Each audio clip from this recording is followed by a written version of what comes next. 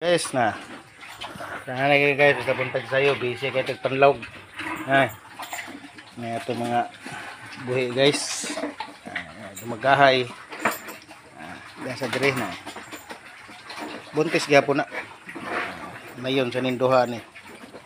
Ang kaloy anta ni guys. Basta buntag sayo guys, busy kayo sa panglawg sa baboy.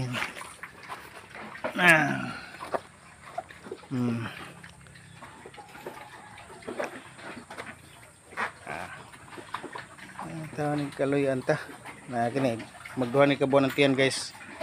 Ang kato magtulo na to, pulos na buntis ang upat. Kaloy anta unta.